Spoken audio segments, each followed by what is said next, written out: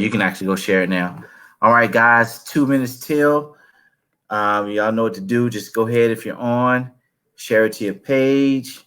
I'm gonna share it. Dr. MeMe is gonna share. We got a great interview for you tonight, guys. I'm telling you, the commentary y'all heard on the side and saw in the comment when I was talking to Dr. Eric. Whew, this is the vessel that those comments were coming from. We're gonna hear them firsthand tonight. My phone's been acting. Anybody got the iPhone X and can tell me how to keep it from getting stuck? Mine is doing that as well. I just told my husband I need a new device. I need another one. I'm like, is it? I mean, I don't know if it's losing memory. I don't know what's going on, but I'm like, it keeps getting stuck. You got the iPhone? I do. I do. Mine's will say I'm actually gonna take it to the Apple store and get them look at it because it's been doing the same thing, just like getting stuck on everything. Yeah, see, it's not even letting me share it. Oh, this is silly.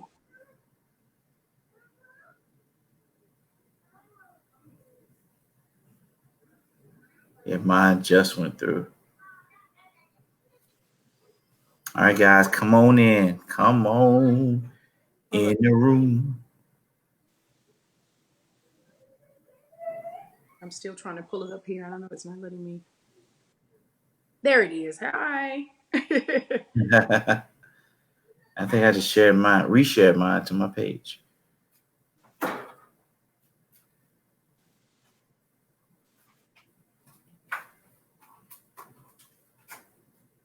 Hey, that girl.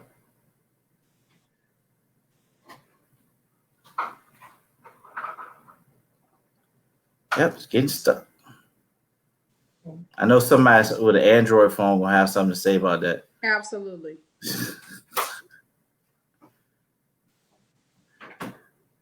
What's your official topic, man of God? We don't have a topic. We just okay. It's a father's authority, and we're gonna just talk about from a daughter's perspective. So this topic, this is from a daughter's perspective. So, all right, everybody, it's 8:00. It's time once again for another Father's Authority. Have a great interview tonight. Again, as always, for those of you who are tuning in for the first time, Father's Authority is a part of Kingdom Relationships, and it's set to, our goal is to change the narrative on fatherhood, start a conversation, and to change the narrative on fatherlessness, and to get fathers back into the lives of the children. As you guys know, society today is almost a fatherless society because so many fathers are leaving the home. So many fathers are fathering children and not staying. And some don't even know how to do it because they didn't have it and they're yearning for it, men and women. So tonight we are going to be talking to our friend, the great woman of God, Dr. MeMe Brown. Absolutely. How you doing tonight, Dr. Brown? I'm doing fantastic. I am doing fantastic. Thank you so much, men of God, for the invite. Thank you so much for this concept. Thank you so much for the platform to be able to discuss this, to have great dialogue between man and woman, and even about, male, female, and father and daughter. I'm grateful for this. So thank you so much to you and your listening audience. Thank you for being here. And guys, if you guys remember a couple weeks ago, I was talking to her husband. And if you were paying attention to the commentary, in the commentary. So she made some great points, and we took her points too and wrote them down. But tonight we get to hit those points and her words live and in action. So Dr. MeMe, I thank you for coming on. So share your story with us. Tell us who you are a little bit real quick. Oh, yes. And let me say this. I have to state, thank you so much for interviewing my husband, my baby's father, on last week. He is a phenomenal man of God and an even greater father. I am grateful for the opportunities that he has had, and then even to share his perspective. But to be able to chime in, Brother Nate, as a wife who has watched him as a man not have a dad, and he not use his absentee father as an excuse to not be a father in the lives of his children. Now, I know people look at like, oh, well, what do you mean absentee father? I mean, not that he didn't have a daddy life or a father in his life, but I mean absent in the sense of giving instruction and giving guidance and advice. So when he didn't use that absentee, he didn't use it as an excuse to not be what he needed to be to his children. And I get it that sometimes becomes a bit perplexed. It sometimes is a fumbling forward effect, meaning that he's kind of learning on the job. But can I say this? And I tell him this in private, and I say it also publicly. He is doing a fantastic job, and I thank God that God chose me, as well as Eric L. Brown chose me to be his baby's mother. Okay, I better be the only baby's mother too. How about that? But I'm grateful to that. But yeah, my story is, of course, married to Dr. Eric L. Brown now for 16 years. We've been in ministry for 16 years. We have two small, I say small, but we have a 6-year-old and a 3-year-old, Sire and Savvy, who are the delight of our lives. But also sometimes you feel like almost the death gonna be the death of us. The sense that they wear us out. Those two little ones, they run circles around us. But I am learning how to love and appreciate life and people. I'm gonna say that again. Life, people, through them. They teach, yourself. Children teach you so Yeah. much what you thought you knew. Yes, Lord. So much of what you thought you knew. And I'm learning a whole lot through just parenting them and then co-parenting. And co-parenting in the sense that my husband and I, we have equal authority in the household as it relates to giving instruction to our children, and then trying to figure out, he grew up completely different from how I grew up. And he always say I had a silver spoon and that he didn't have a spoon. And I tell people, no, I had a silver plated spoon. Uh, so I don't want to put it out there like we had everything and everything, but I did have a mom in the household who did everything she possibly could, and a stepfather in the house who provided for us monetarily, even if he did not know how to provide in the sense of speaking the value into me and my siblings. So grew up country girl from Mississippi. Love, love, love, love, love, love everything about the country. I tell you, I'm a city girl. They say not your average chick, but I'm not. Look, not your average country, not your average city girl. However you want to state it. But I grew up in the country. I love everything about it. I have those good Southern values in the Brother Nate, where we would go. My mother used to beat us with a switch, a stick, a broom, an iron. Listen, whatever. If look, I got a Whatever box you can find. a box right next to her. Whatever, if it was the backhand, it was whatever she had. So I grew up with those What kind of about that? yeah, and I believe I turned out, people like, oh, in this day, that's child abuse. I was like, well, I thank you for abusing your child then, because I think it turned out pretty okay. And my husband, the same way. We grew up the same way, but we wanted to do some things a little different with our children. Not to say that what our parents did were wrong, but I do believe that the way they were brought up, it was for that era. It was for that Yeah. time. Now children are just as much, if not more, advanced than the parents. Yeah. They get caught up, they get caught up in social media, they get caught up into the internet, they get caught up into all of that. And then those things kind of, you have to have conversations with your children now. And I know for some who are on here, you're saying, well, if I say it, that's what it is. Now, to a degree, I believe that. But I choose to believe this. I think that some things that were not discussed with my generation and the ones right before us, those things never being discussed led us to have a lot of questions, a lot of inquiries.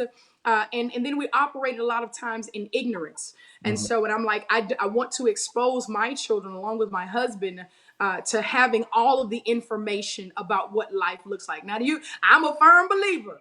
Little children you cannot be a part of adult conversations. When adults are in the building, you'll find yourself something childlike to do.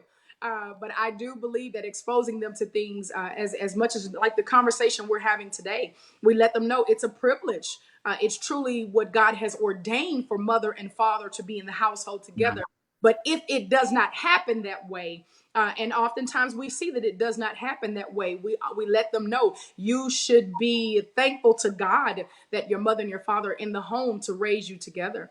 So all of that to say, I'm just a good old girl that loves God. I have a women's ministry myself. Not Your Average Chick is doing its own thing. I host a conference, an annual conference every year, doing great things for those of you not your average chicks out there, and you're looking for a great movement in God. November 7th through the 9th. I'd love for you to get registered there. Hopefully we can get to that information later. But I like to just jump into this dialogue about from a daughter's perspective. Yeah, and I thank you. We are going to talk about your things and what you're doing. We're going to help you promote that. Absolutely. One of the things you said something when you talk about how the children are so advanced. I want to get to that before we get into everything because it opened up something. My sons, I went to his school one time, and he said to me, one day he said to me, you keep telling me no. I don't like it when you tell me no. So I was making a joke of it with his teacher, and she said, well, we teach them to express their feelings. Yes. Said, you go teach them to get an elbow to the head. I was joking, but I had to, and it's like today's time. What they're teaching them in school, they're teaching them with each other to express their feelings, express how they feel. So when they come home to us, they're expressing us how they feel. So we have to in turn express to them, how we feel. But we have to express to them if we have to discipline them, why we discipline them.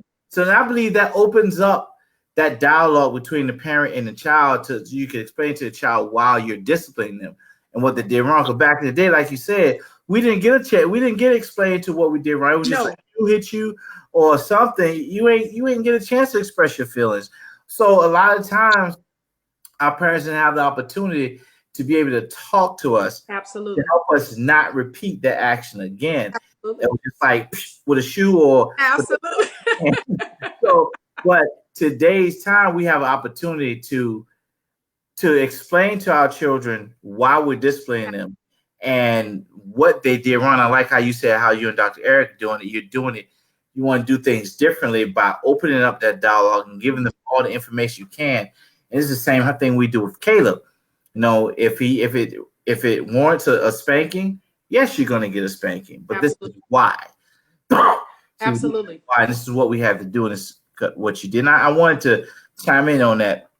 Yeah, I know for one, my son is the one I grew up much like I got spankings not because I didn't follow instructions. I got majority of my spanking. I say spankings, but they were more like beatings. I'm gonna be honest.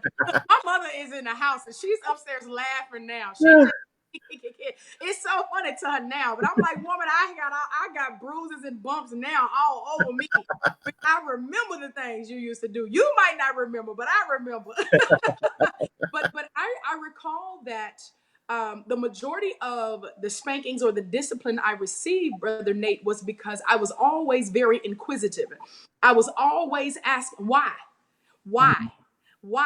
And I get this, and this is even for adults. For the adults that we have on here tonight, if you are still in your adulthood asking why, could it be that in your childhood you never actually received the answers, and so therefore you folly or fumble through life with ignorance because you didn't know, you didn't learn the behaviors then. Some people right now don't know why it's inappropriate to yell and scream, but if you had a child who yelled and that yelled and screamed in their adolescence, and they never had the opportunity to control those behaviors or was never taught this is how you appropriately do it, then as an adult they mimic those same behaviors, and you just made the situation 10 times worse. Well, I take on the mindset of this. My son, you're able to ask me why. And I want to give you an understanding, because when it comes time for me to physically discipline, yes, I'll spank my children. When it comes time for me to physically spank you, then I'm spanking you, and you know why I'm spanking you, because you have an understanding that both of us have agreed upon that. Yes. Do you know what you did wrong? Yes. Do you know you weren't supposed to do it? Yes. So what should the appropriate action have been? This. And then there comes a conversation where it's not just me saying it, but it is also the voice of their father. So they're hearing it multiple times. So now when consequences come about, you can't try to back out of it and say, I did not know. I think that there are a lot of men and women now in relationships and even in jail, incarcerated, and they cry, I didn't know. Oh, I didn't realize that the consequences would be so severe. But you know better. So I'm like, that is my biggest thing, to teach them so that the things you deal with in your childhood, you won't have such severe consequences when you become an adult. So I have conversation with them because, to be honest with you, my husband and I, we saved. And what we do in our house, we are going to serve the Lord. However, when he goes to school or she goes to school, there are different ways of doing things. You don't know what people are doing behind closed doors. And Right. so you come home and you're mimicking behavior of what you saw. I don't want you to mimic what you saw in someone else's behavior or out of their own houses. I want you to know what is the appropriate thing to do and why am I doing it this way. We teach them how to be influencers now. That's good. Teach them how to be influencers now.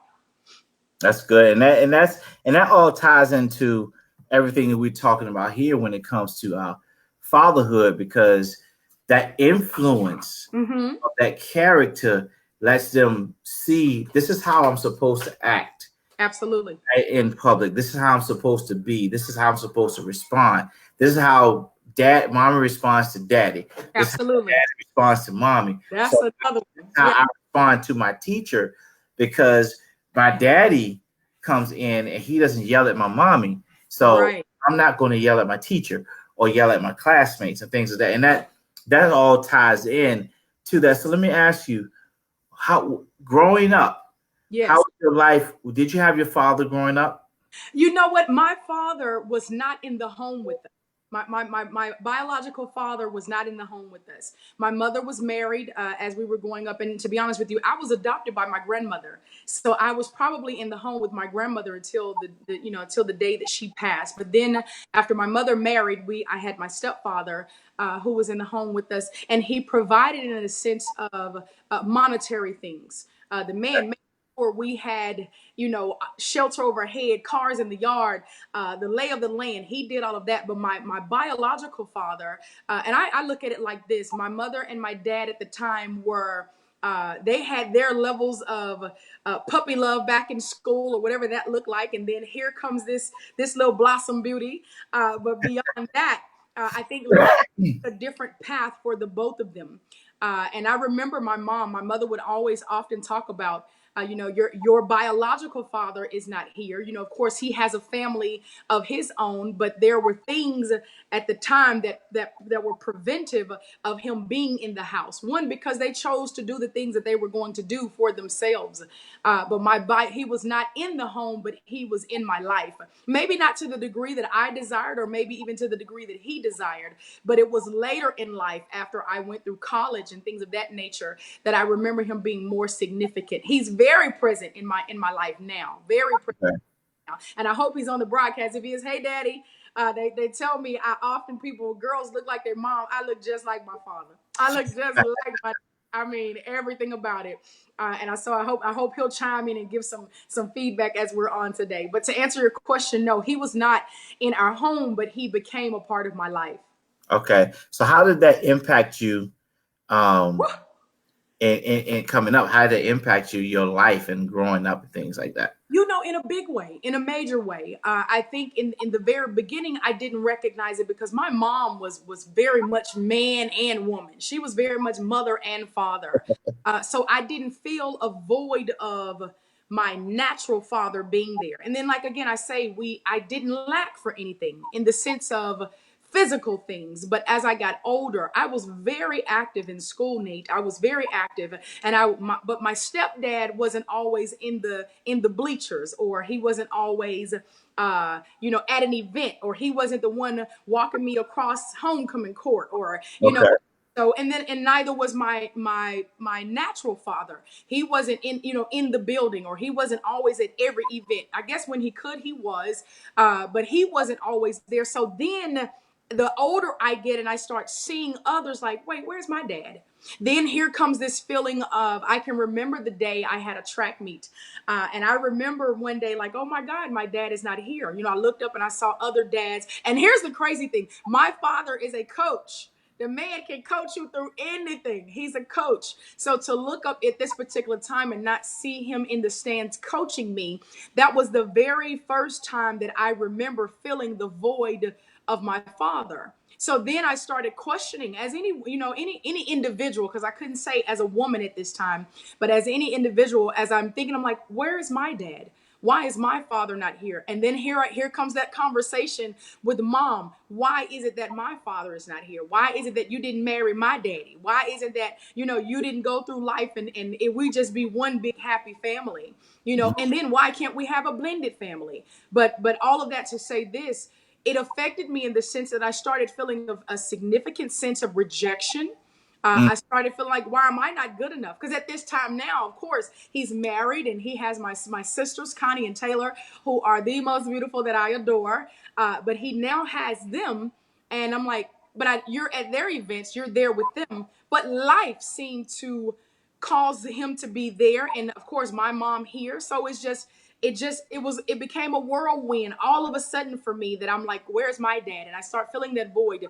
And now I wasn't the one where I went through life trying to, how you hear women when they say, well, I'm trying to bring other men into my life in order to fill the void of what my father didn't feel. That wasn't my issue. I didn't feel the lack of my father's presence to that degree. Like I say, my mother was very hands-on. So she made sure for the most part that I didn't feel that. But as I got in college, and then I started having relationships, I started becoming the man in the relationships. I started becoming the one who had or desired the power, desired the control, because what you'll never make me feel is if I need you. I know. Most people, it throws a lot of people off. They're like, wait a minute. I wasn't the girl that had those kind of daddy issues where it's like, I'm going to mess with a man or talk to a man because I want him to feel the void of my daddy. I'm like, no, I don't need you. I don't need anybody. I don't have to have anybody around. So it made me take on more of the hard. It made me take on that outer core, that outer exterior part of me where I became hardened toward men. And I started treating men the way men would treat women. Right. Wow. Exactly. So I was like, you don't have to be here for me. I'll provide for me. You don't have to, give me nurture or support me. I'll support myself. And not realizing that what I really wanted was for my father to be there cheering, my father to be there as the voice in the home, the one to calm my fears, that strength that my mom couldn't provide in a male sense. I pray this making sense to somebody. But it affected me, throughout my college years in the very beginning of my marriage. But not so much as a little girl, not so much as a little girl. And even now with my daughter, I find myself not trying to be her daddy. Okay. Not trying to be her daddy because I lacked my dad as a little girl.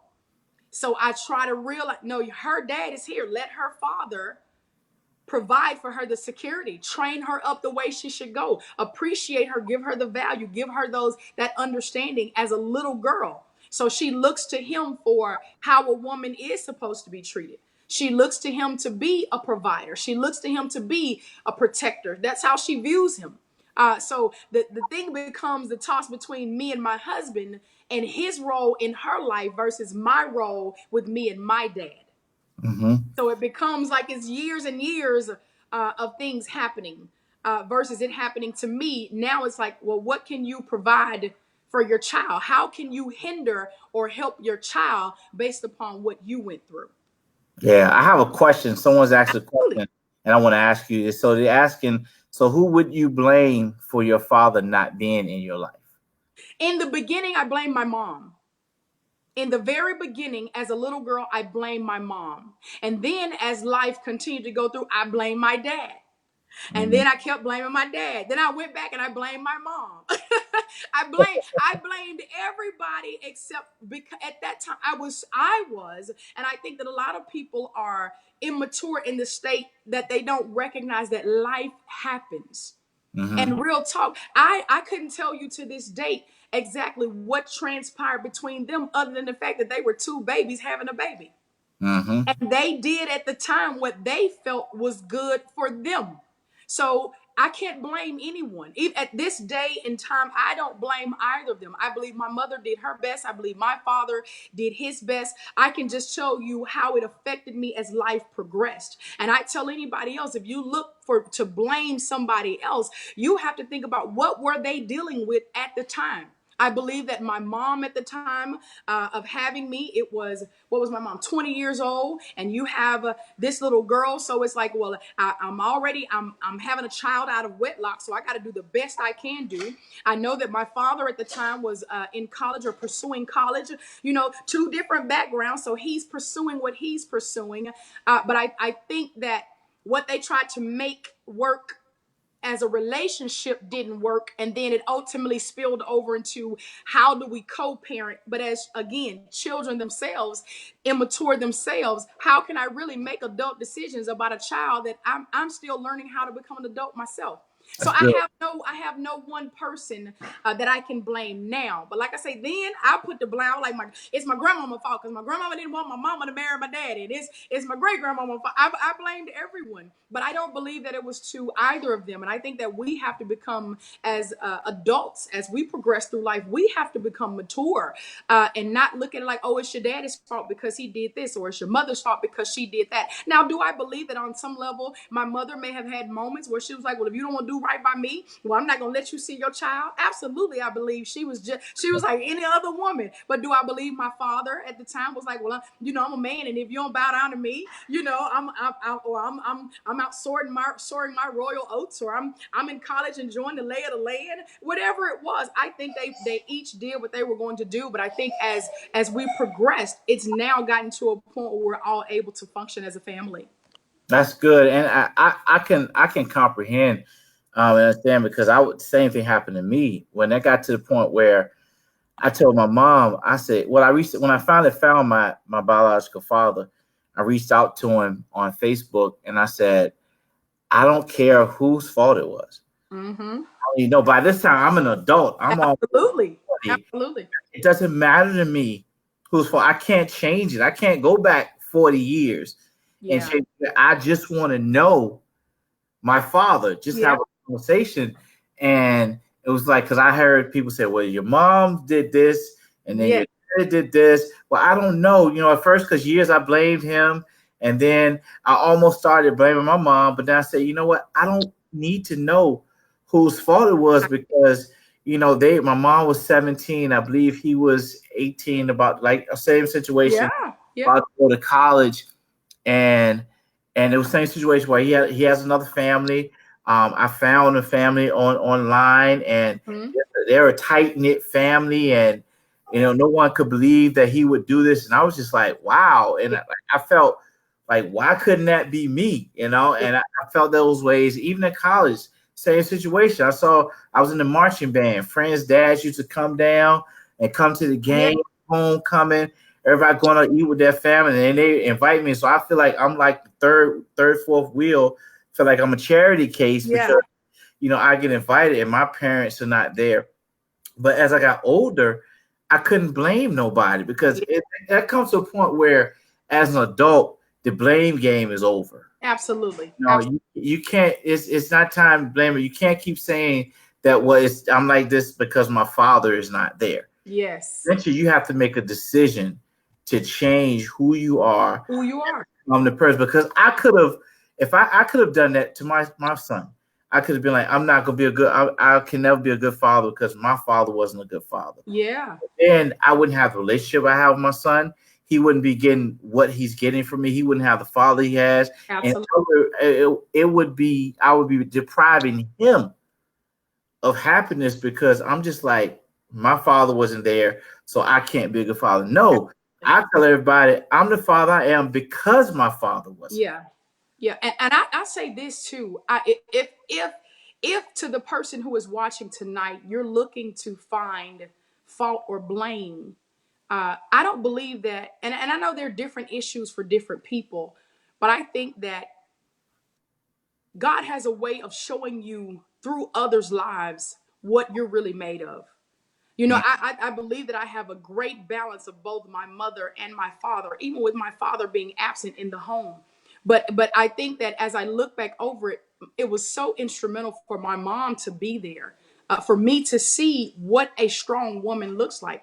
And as I get older, it's so instrumental for my father to be there, because now I think he's been married. I think my dad has been married with 35, 40, it feel like 35, 40 years, but he's been married for, and so, and I know there's been ins and outs and ups and downs in his marriage, in his marriage, but it lets me know, wait a minute, now as a woman who's now married with children, that this is something that can be accomplished. So I think I can never ever look and to place blame on any one individual. But like I say, to those who are looking to figure out, why is it my daddy wasn't there, or why is it that my mom didn't do this, I think you have to go back and trace why they made the decisions they made at the time. And I believe that each of them, they made the decisions they felt were best at the time. Whatever prevented, whether my mother or my father being together, or your mother or your father from being together, it still does not have to affect you negatively today. You can definitely learn from that behavior, because I know that I have. I know that I have, and I know that my children are better for it. I would tell my father, I want you to be, now to my children, your grandchildren, what you may not have been able to be to me then. And when I say what you may not have been able to, you chose this life of pursuing, whether it was uh, college, or you guys went your separate routes. Whoever chose what, but I'm like, but whatever you did in that time, now is another time for you to see, hold up, this right here is of our biggest concern. That the grandchildren now become the bigger focus. And let me teach them, the things that I wish I could have taught my daughter now on a greater level, having learned so much through life. I remember even a time blaming my grandmother. I remember blaming, like I said, blaming my mom, blaming my dad, blaming my stepmother, because that becomes an issue. It's your fault that my daddy ain't in my life, and you got an issue with my mama. Then I was like, my mama, you got an issue with his wife, and then you can't. I was blamed. I mean, we can place blame everywhere, every day, but at the end of it all, it's up to you to take the good out of the bad, and Yeah. that's what I chose to do. That's what I chose to do. So what would you say to, as a mother, what would you Absolutely. say to a father who's trying to be in the lives of his children, but the mother won't let him? I had that question too. Oh, So that's a good one. Yeah. I think again there comes multiple issues that arise in that. Now, for the woman who has felt some type of way, let me state this first before I jump into that. My mom never spoke negative against my dad.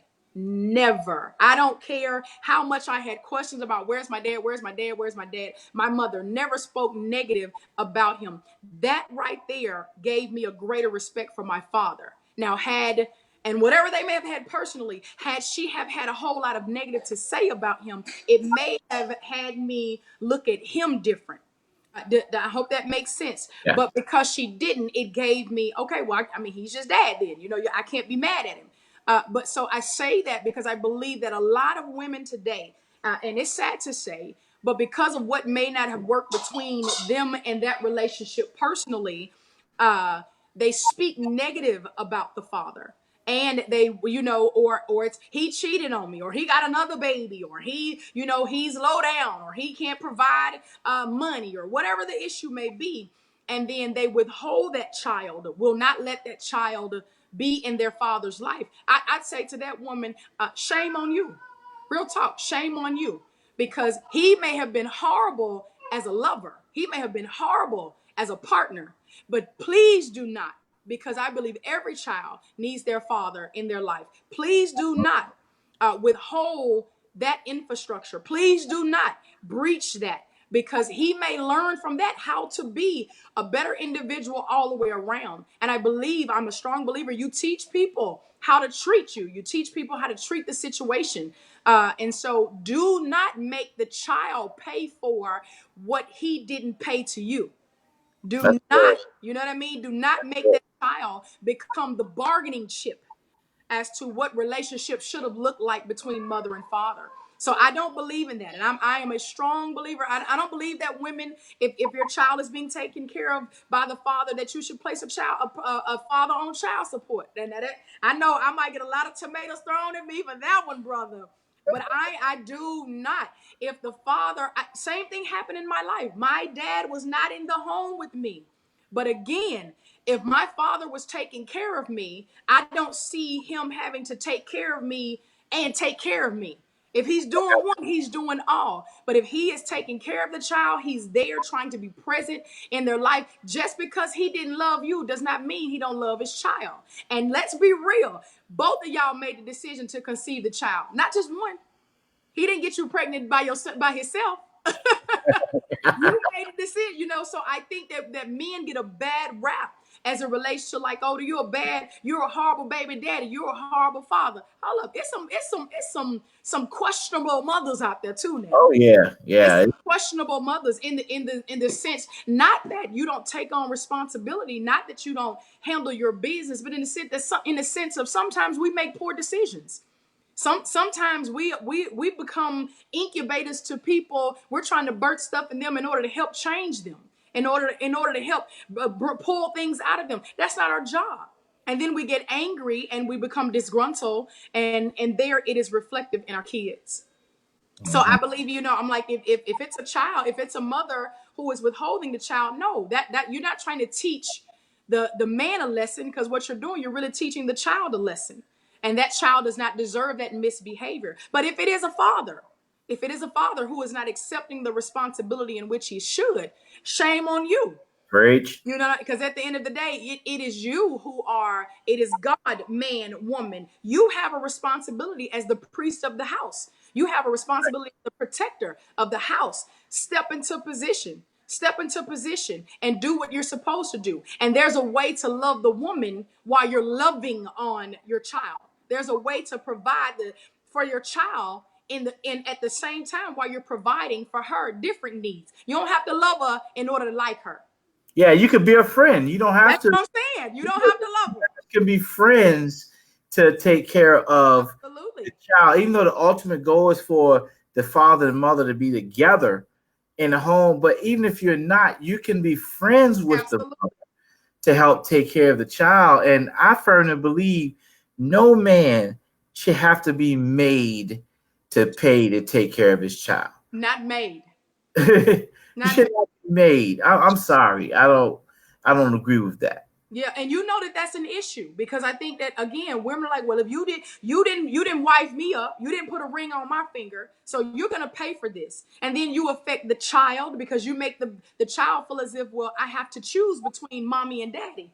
And then also it's especially if they've married or they've gone on to have other children. Now you got another household paying for you all's negligent behavior. You guys chose to have a child. Whether you chose to raise the child together is a different story, but you chose to do that. So I don't believe that you don't teach a grown man a lesson. Right. That's what a lot of women feel. I'm going to teach you a lesson. No, baby, you mess with a boy. Boy means burden on you. That was the responsibility you took on. If you would have laid down with a man, you wouldn't be having a burden on you. Now you got that burden, and the burden sometimes of what becomes burdensome of having a child, raising a child as a single parent. So I think we as women, hear me, women, hear me. I went through this, Brother Nate. Let me be very transparent with you and your audience tonight. And my husband knows my testimony, and many of those that follow and view my broadcast. I had multiple miscarriages for different men. And not miscarriages, abortions. I had miscarriages too, but abortions. Why? One man, I just knew I loved this man. He was my high school everything. So I thought, this is who I'm supposed to marry. But I was not going to mother a child by you. I don't even know if he know that. Okay. Nevertheless, but I'm like, I was not going to mother a child by you when I knew that you didn't consider me as wife material. So here I am making a decision of course, it's all wrong. Don't get me wrong, because I don't condone abortion or any of that. But mentally, I was very immature. We were immature. I married my husband and had an abortion for the pastor.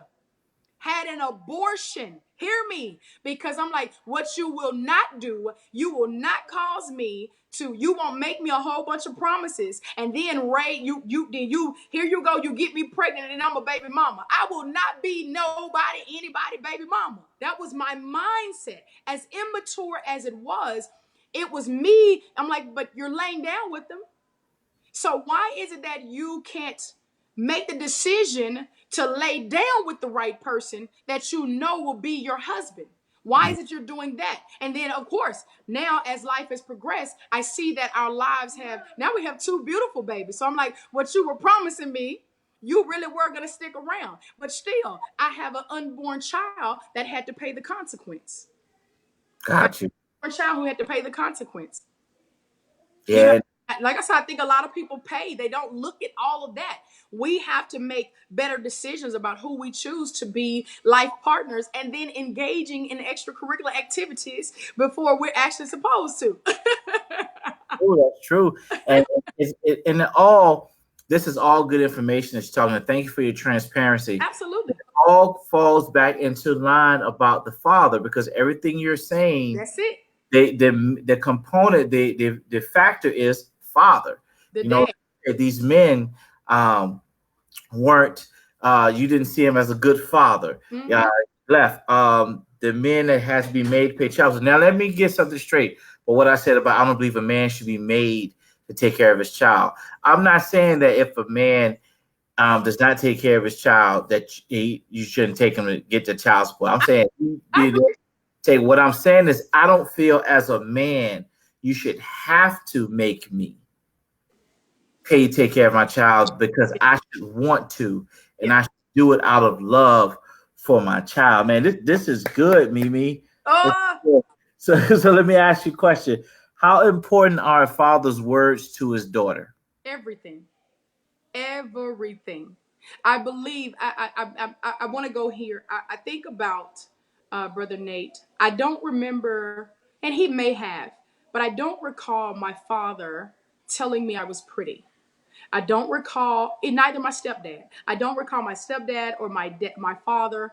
To be honest with you, I don't really recall any man other than my uncle telling me that I was pretty, and or saying that I was valuable, or even stating that I was good. Not to say that they didn't, but it didn't have as much significance as in my ear as my mom did.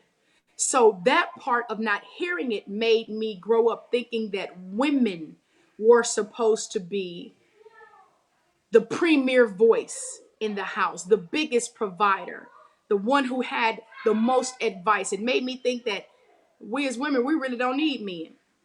You know how crazy that is? Yeah.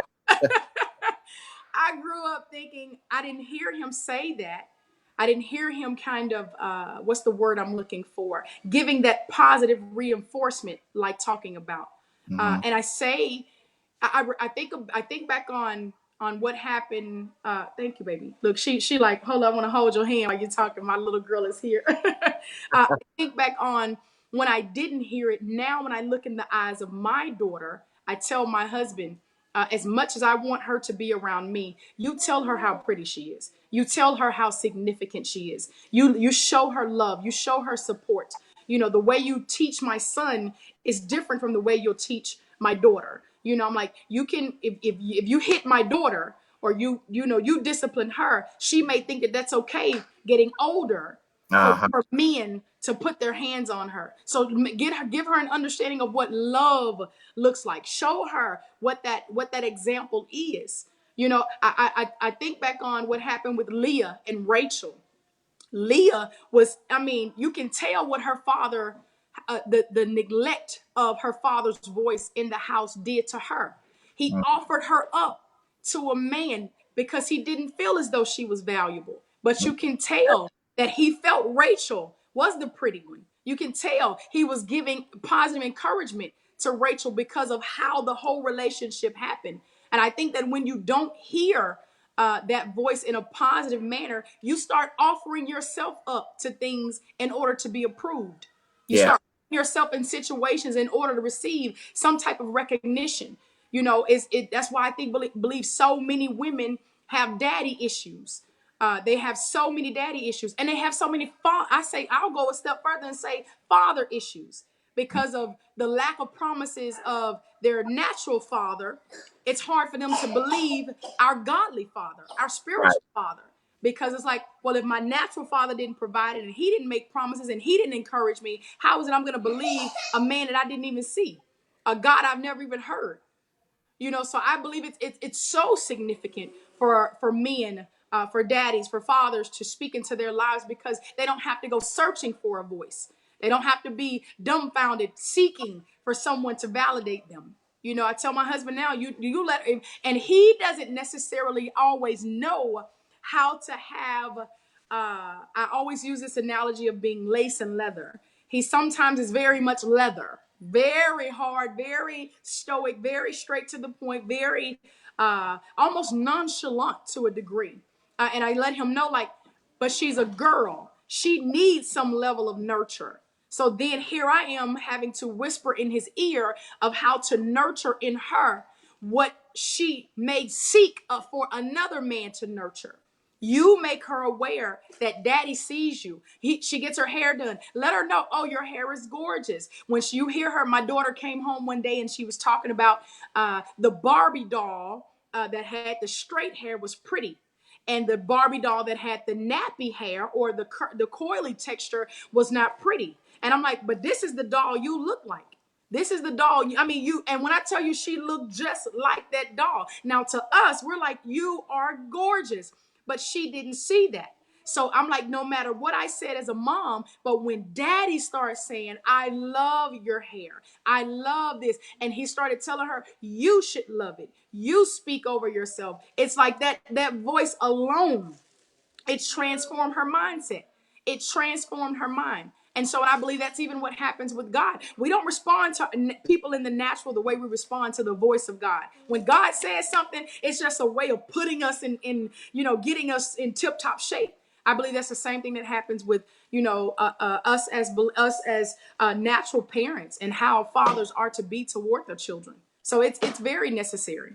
Yeah, and it's good because I talk about how I was in my college years. Wow. And how I was a player, and I was that guy out there who different women and everything. And the key was me and my guys I hung out with, the women that didn't have the fathers were the easy targets. Absolutely. The women that didn't have the father, because we know we could say easy what we wanted to them, man, and some of them, they didn't feel like they were.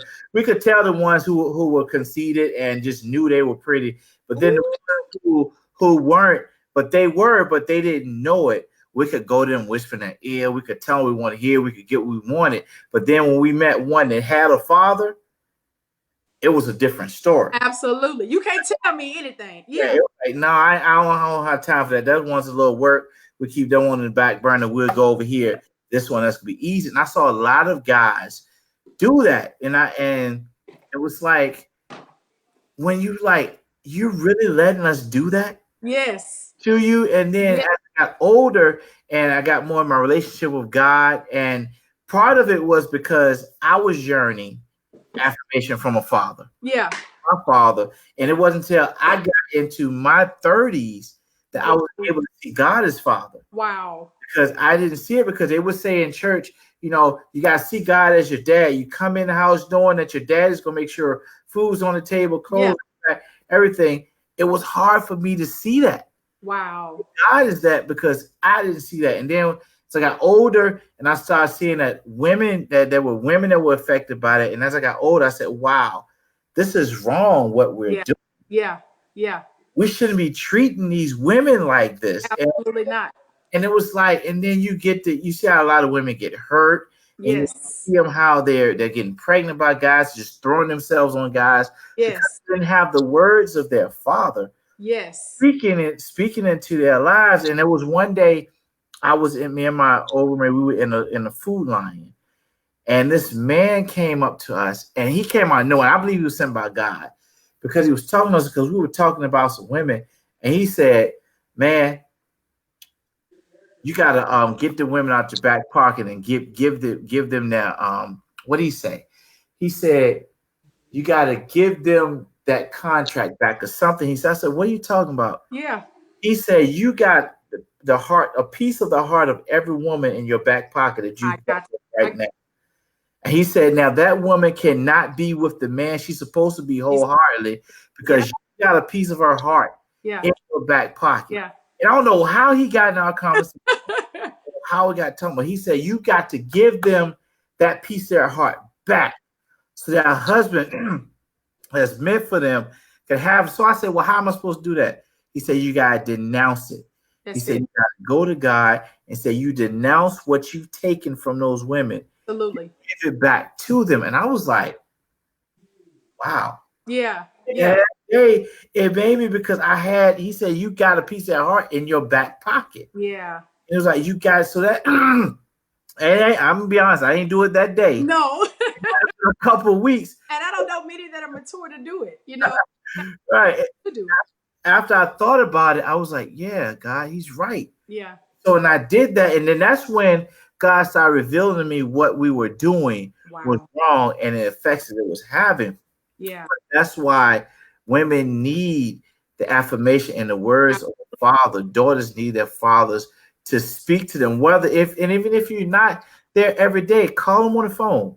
Yeah. Them, email them. Yes. Because if you can read it, it still affects her. Yes.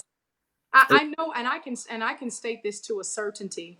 Even though, like I say, I didn't have a man in the home to tell me these things on a personal level. It was when I truly opened up the Bible. And my husband, I told you, I became the man in the majority of my relationships.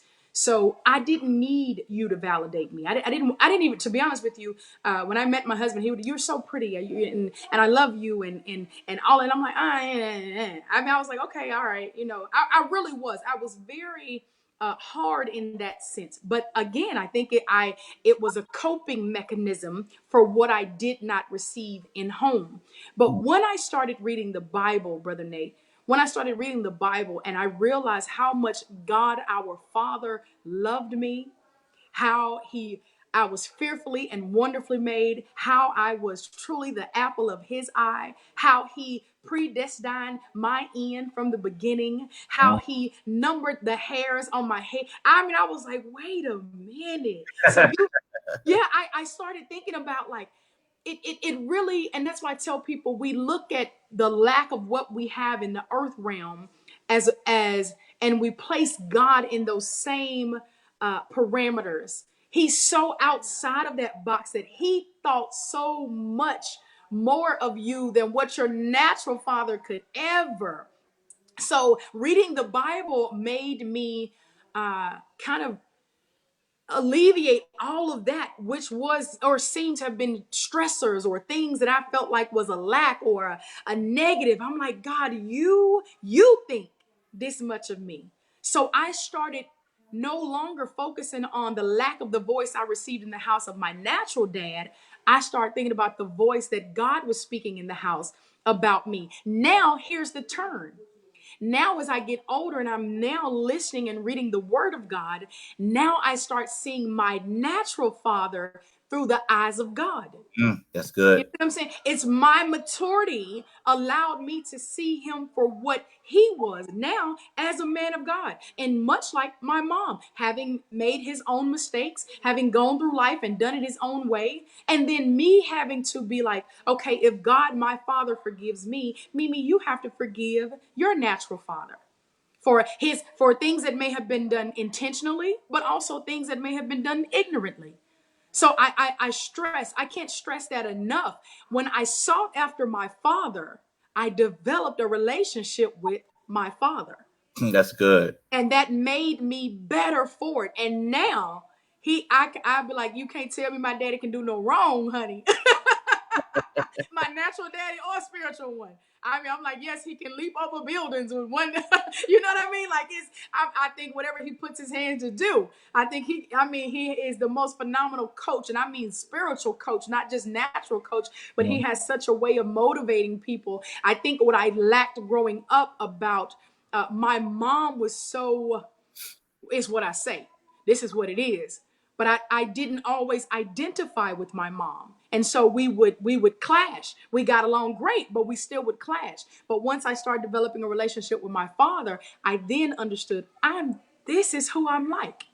I smile like the man. I walk like the man. I talk like the man. I mean, everything about us. I clap like the man. I laugh like him. Everything about it. So I know I didn't see, anything. I no longer saw it as a negative. I don't want people to feel as if, okay, so I didn't so much as seek out other men, but I removed men as a result of it. And I'm trying to tell you, God didn't ordain for lesbianism. God didn't ordain for there to be women who only wanted women in their lives. No, I don't believe that we have to work so hard because we try to do so much or overcompensate for what other men may have, our fathers may not have done in our lives. So I want to really make sure the audience is aware of that. Like, please dispel that. Just because one man did it does not mean that all men will. Right, right, and it's a good point because sometimes I thought about something when you said this. It was one time my former pastor, my spiritual father, was talking to me, and he said, "Son, when I was trying to reach out to my biological father, he said, son, maybe it may be God may be saving you from some hurt. The result from that, that's why maybe he's not trying to reach back out to you." Yes. And I thought about that. And I thought about how sometimes when we're late for something or anything, that I say, maybe, babe, I'll tell Keisha, I said, babe, we don't know what God's keeping us from. Right. Maybe in our lack of our biological fathers in our lives, we don't know what we were being saved from. Yeah. Because I firmly believe this, that if my biological father was in my life, I wouldn't be sitting here right now. Oh, wow. Wow. I wouldn't have my family, have my son, because my biological father, he's a big time musician overseas. I'd probably be overseas, playing an instrument or something like that, but I wouldn't be doing ministry. I gotcha. And so sometimes we don't know the delay, like your relationship with your biological father now, that may have been the best way for it to happen. Yeah. You have that relationship. Now, we don't know. I'm not saying it is. I get you. I understand. But yeah, sometimes we don't know what God was keeping us from by not allowing that to happen, because the men and the role models that I have in my life were like fathers to me and have gotten me to where I am. But we got another question. I'm gonna ask just one more question, and then I got another question for you, because I know we almost getting there. I'm here with you until I'm not. Okay. All right. So we got a question that says, what if a wife has daddy issues, then she gets married? Will that affect a father's role in their children's lives? Absolutely. If you have real significant daddy issues, I think I stated this at the beginning of the broadcast. If you have real significant daddy issues, you will automatically feel as though you can do it without him. Maybe not always consciously, but maybe subconsciously. And what you do the child and your relationship a disservice, because you're not allowing a man at the end of it, at his core, if he really wants to be there, if he really desires to be there, if he is accepting the responsibility that God has placed on his life, he wants nothing more than to be the provider. He wants nothing more than to feel wanted and needed. I don't know if my husband is on here, but I know I would very much the one who I'm like, I got this. I'll do this. You don't need to do that. I made him on some level feel incompetent. I made him feel I don't want to say unnecessary. That's not the word I'm looking for. I made him feel undesired. I know I made him. You know what I'm saying? I know, and not because I was saying you can't do it, but more so in the sense of I felt I had to do it. Okay. So I believe that we as women, we have to understand our roles and our responsibilities. And in those roles, you play your role. Don't get out of position trying to play his role. If he has a role to perform, encourage him to perform. I am a firm believer. It's some things that mama can't teach your children. Some things it needs daddy's voice. And I know I got women on here who are like, wait a minute, because all I had was my mom. Yes, but I guarantee you there are some things that you felt you lacked. There are some things you felt that could have been different. There are some things now you look at me indifferent. You treat me indifferent. But I believe that what we have to do, we have to allow them to be who they need to be. Allow them to make the like the mistakes that they're going to make in their kids' lives. Your current daddy, father, baby's daddy, whatever you want to call him, is not who your father was. And cannot be a comparison there. It cannot be. So my daddy wasn't here, so you don't have to be here. No, I want you to be here. We as women have to mature to a level to not compare the two, and then force there to be some level of compromise between the relationship between child and father. Right. Yeah, yeah, I'm a firm believer in that. And some of the things that when you talk about the roles as fathers, we have to that we're the foundation. Yeah. Foundation of the family. I heard Miles Monroe say this. He said, when we go in and say, I'm the head, I'm the head. Fathers, you're not the head. We're the foundation. You're the foundation. Everybody else is on our shoulders. Yeah. And the foundation is what's really holding the family together. Sometimes I think we take that I'm the head too far. Yeah, you got to understand. We're the foundation. Yeah. We're the rock that the family is built on. So if we're shaky and we fall and we don't have it together, the family will fall. And that's where wives come in, because my wife holds me up. Yeah. She encourages me. Now she'll tell me when I'm flaky or I'm not doing something, Yeah. and she gets me. She'll say, whatever God is telling you to do, you need to do it. But she'll say, babe, we have honesty sessions where she'll just say, babe, this is how I feel. This is what I feel. And she don't say you need to do this. She said, I need you to do this. I need you to do this. I need you to change this. I need you to, because this is how I feel. This is what I need. Absolutely. And that allows me to say, wow, and to think about, look at what I'm doing as a father. So she never comes and makes me feel like she can't, like she don't even, I know she can do it. Yeah. But she never makes me feel like that she can do it without me. Absolutely. Some things I have to be like, babe, I got it. Yeah. Stop, because she'll go and she'll do it on her own. Absolutely. I have sometimes like, babe, I got it. And that's where we have to come together as husbands, as fathers. When the wife feels like she has to do it, then, or the baby's mother feel like she has to do it, and that's what we got to come and say, babe, no, I got it. And we have to explain to her, this is why I got it. You can sit down, can rest, and I'll take care of it. But here's the thing too. I think that's easier said than done. Mm-hmm. It's easier said than done, in the sense because I believe that because daddy has been missing in our lives for so long, it's hard for us to just take the word of the man. Gotcha. We're now, because of the lack of hearing, because your initial question early on was how significant is it to hear the voice of the dad? I think because of the lack of hearing the voice, us now hearing it really does not have much merit, but us seeing it has great weight. Gotcha.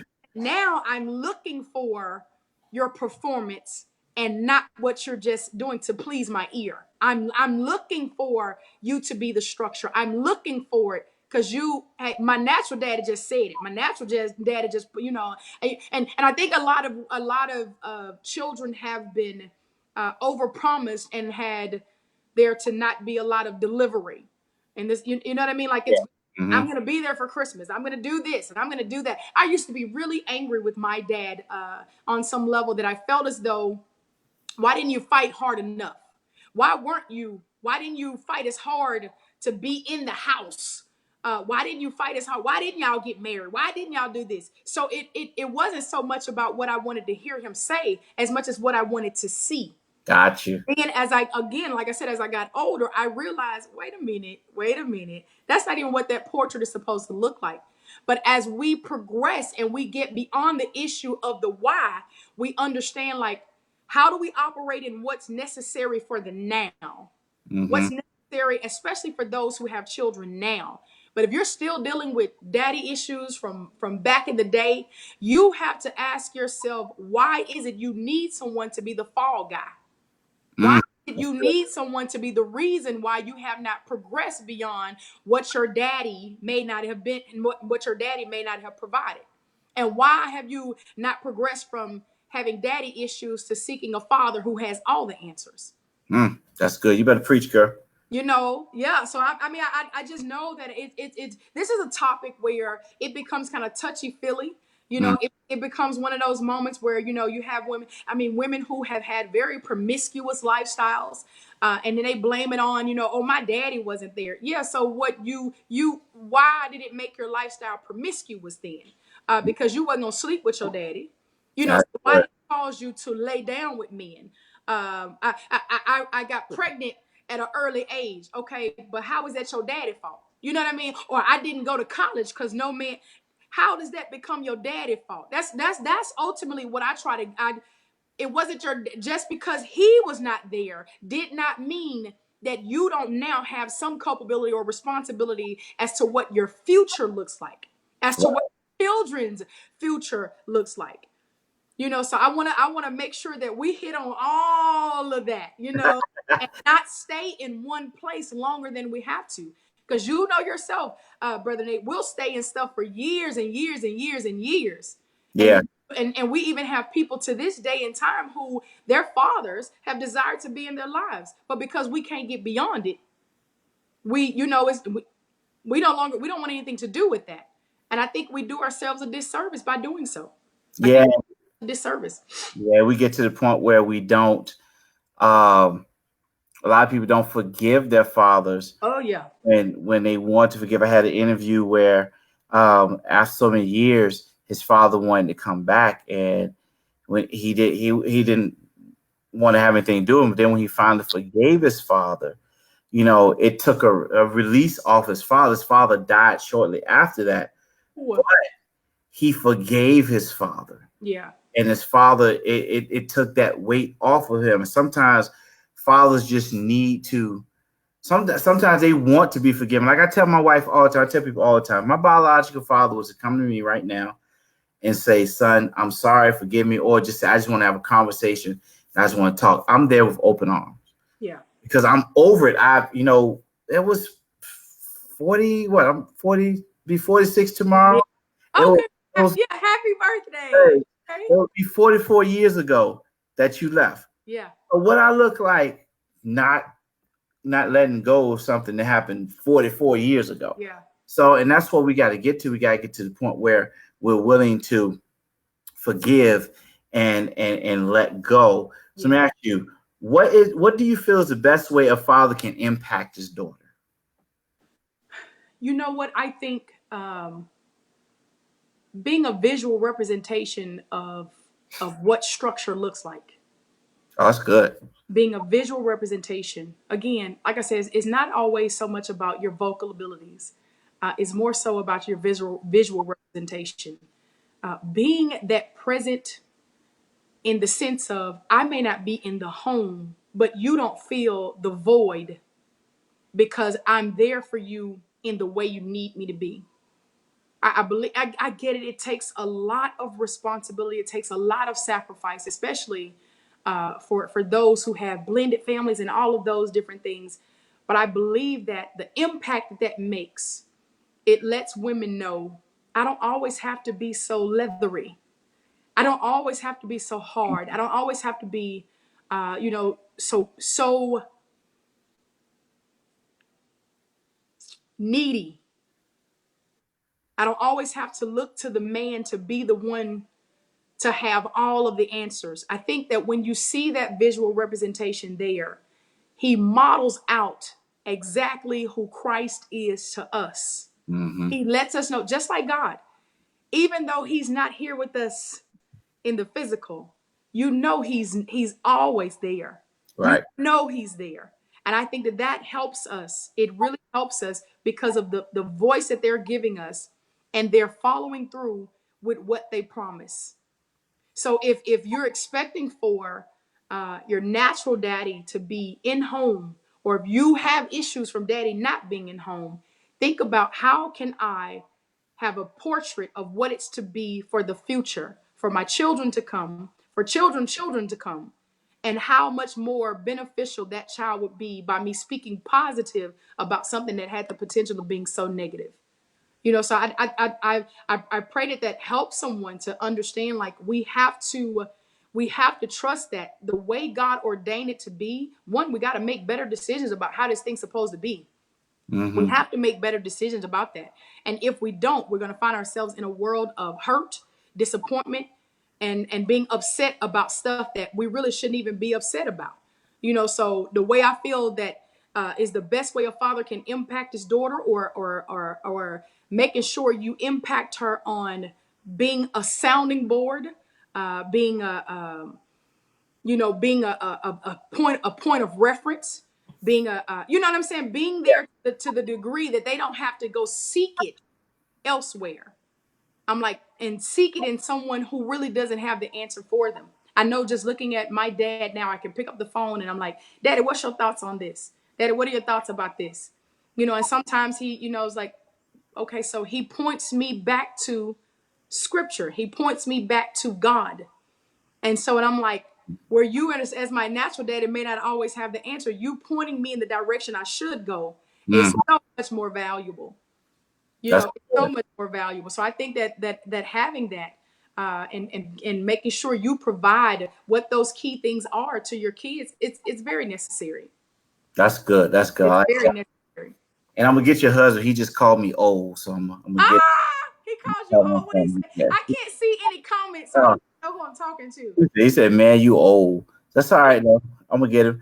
But Mimi, I thank you. Tonight was great. I the comments, you get a chance to go back on my Facebook page and look at the comments.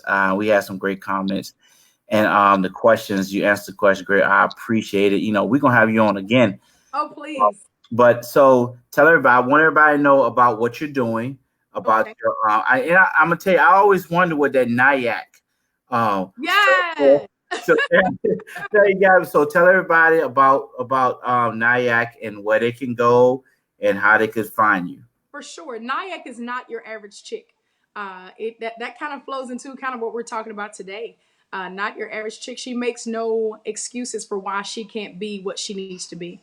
Uh, Look, be it father not being there, be it not having the degree or pedigree, be it not having the monetary significance that she needed. She is the one who prevails. She's the one who succeeds regardless of. And I defined it. It's actually a definition T I'm wearing tonight, but she's uncommon. She's unbothered. She's irreplaceable. You have to understand, like, that's who God created us to be. So that's what Not Your Average Chick stands for. You can go to my page at NYACHICK.com and get, Not Your Average Chick paraphernalia.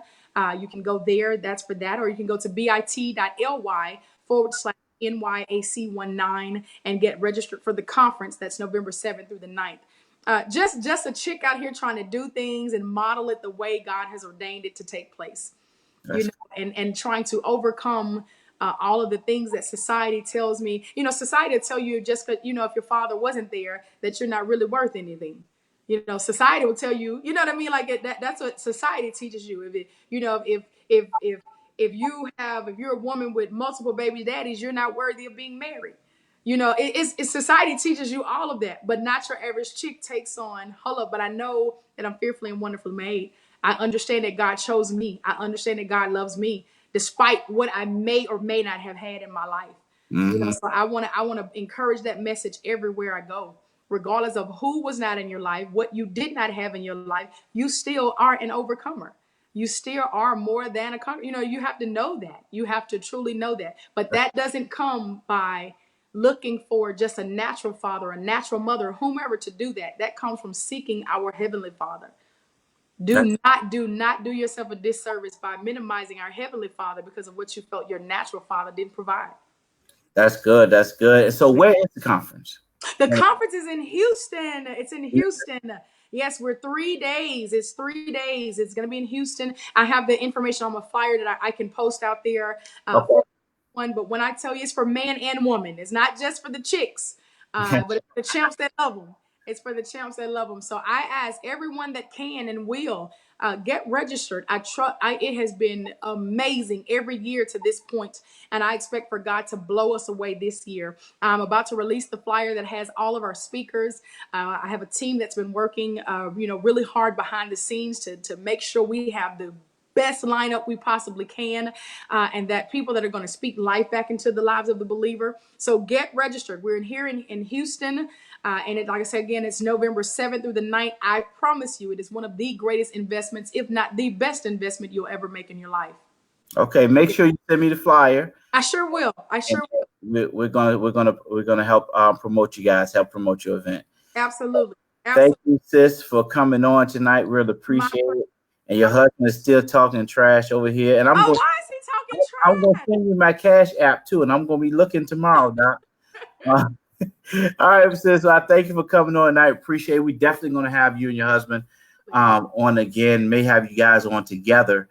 I think we're doing pillow talk tonight too. So I don't know. He and I may be doing a little bit of a brownie points tonight, just talking about just a little relationship advice tonight. So yeah. Okay, well, let me know. Let me know what time, and I'm gonna chime in. Absolutely, we'd be honored. Thank you so much. Thank you. You be blessed. You too. All right. All right, guys. That was Dr. MeMe Brown. She was on tonight. She got some great information for you guys. Appreciate you guys coming in with the questions, with the comments. Thank you for all the comments. Thank you for supporting. Again, guys, this week is the last week to be able to download the first 2 chapters of my new book, The Authority of a Father's Words to His Son. Next week, it's going to go on pre-order. Pre-order, and it's going to be launched in August, released in August. I will give you guys the definite date when that time comes. But thank you guys for coming on. If you guys want to see these again, you can go to our website at kingdomrelationships.org. Go to the Kingdom Family page, and all the videos are there. And you can support us. If you want to support us, you can go to kingdomrelationships.org to support us. Whenever we do, we're going to have some more things coming down the pipe for you guys. Got another interview next week. It's going to be a great one. So, guys, thank you for joining me tonight. Appreciate it. Love you all. Guys, be blessed.